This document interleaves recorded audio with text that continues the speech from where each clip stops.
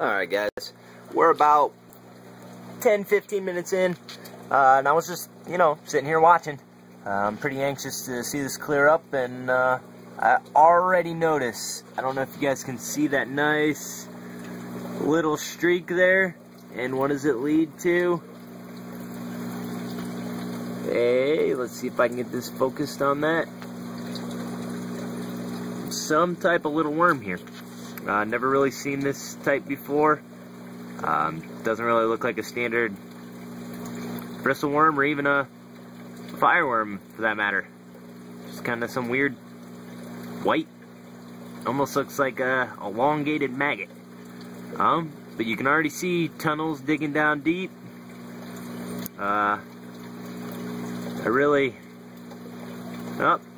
Looks like there's another one. Sorry about the blurriness, guys. Like I said, camera is not the greatest here. I spend more money on my fish tank parts than I do cameras, that's for sure. Using just a standard little handheld. But you can already see some signs of life. And it's literally been opened and out of the bag for almost 15-20 minutes, and it's only been in the tank for about 10 minutes. I can't give a review on this stuff. This is more just my experience. I'll be keeping updated for the next 6 months or so. That's when they generally recommend you add a booster, 4 to 6 months. So I'll keep keeping updated. But like I said, I'm already pretty impressed that there was a live critter in there. That pyramid snail, don't let it fool you, it was in there before. I ain't gonna lie about that one. But that worm, already, some of this is actually just some sand stuck to it, but, for the most part, that little guy's the only thing I've seen so far. So he is just trucking along there. Yeah, still cloudy. There's no way I can put my Pt2 in there yet. I'll leave it over in the crypt chamber right now. It's daytime anyways. I am a firm believer on the fact that a plant is a plant, and plants need to respirate. If they're on 24/7, certain things, Calepa, definitely 24/7 lighting, but Pt2, definitely not so much. I definitely find better growth with, even if it's 2-hour dark period for respiration, let it, purge. It actually takes in a little bit of oxygen, so it can work that way, like every other plant. Definitely, you can't put household plants or any other type of plant out. They don't have daylight 24/7, not even in the ocean. It thrives off a little bit of respiratory period for it to actually process the nutrients and try and grow. It does the absorption part during the day. But we'll keep on it, and we'll be back shortly with when it clears up. Just wanted to catch that little guy before he disappeared and show that there is already life in it. Came out of this bucket here. Walt Smith. Really not much information, no real good videos or whether it worked or not. A lot of bias saying, oh, it could be backyard dirt. Yeah, you know what, it could be, but guess what? Backyard dirt wouldn't have a worm that would live underwater in my saltwater system in it, would it?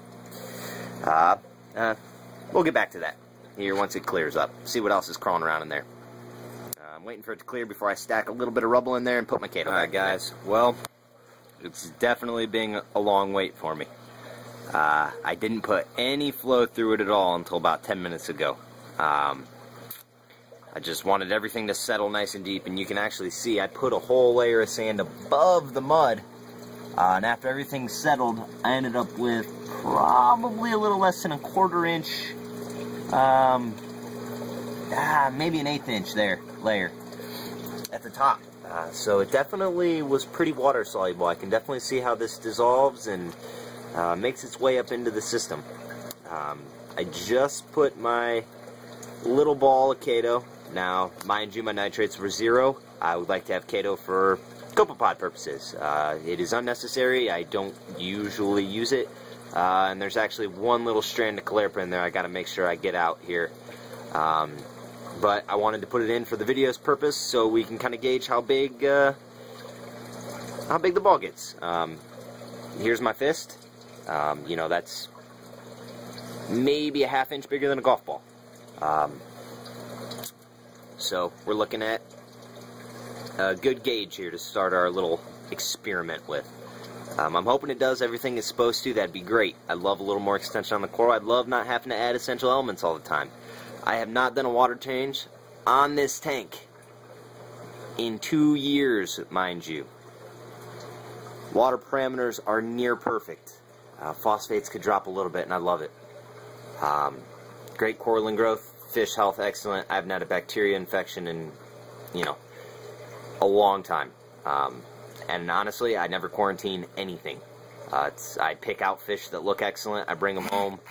I acclimate them properly. They don't get bacterial infections, all that white spotting. You know, I'm hoping, with everything said, that this doesn't ruin the fact that I haven't done water changes in 2-3 years.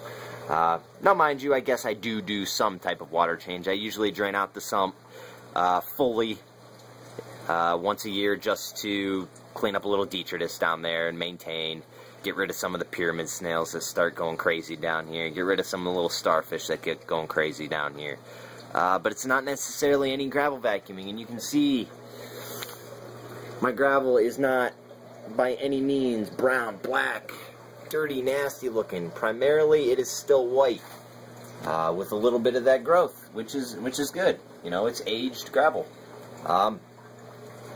So really I'm just putting everyone where I'm at.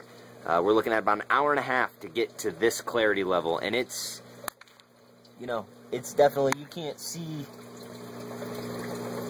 you can barely see cords and stuff hanging behind it. You know, clarity-wise, difference from here to here. It's definitely still cloudy. I did notice as the Pt2 ball tumbled a little bit there, it did stir up a little bit more. You can even see another little critter hole right there. I lost track of that worm I noted on earlier, and it looks like since I turned on the flow, it kind of covered the tracks of anything that was moving. But there's definitely stuff in this Fiji mud. There's definitely some worms. I'm guessing once these guys start burrowing the way up from down here, I'll see a lot more life coming. Didn't necessarily see any copepods, didn't see, you know, anything smaller. And, you know, you can't really see rotifers, things like that. The water doesn't look green. You know, I'm not culturing them, so more than likely everything that's supposed to be in there is in there. And I will keep updating. Hopefully, I'm marking it on my calendar.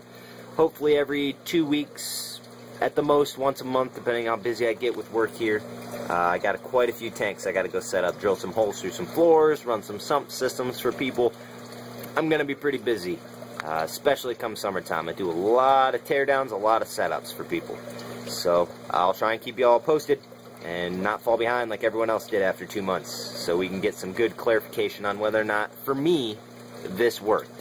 I'm not looking at it, like I said, I'm not looking at it for any type of filtration. You know, I don't need my filtration to get any better.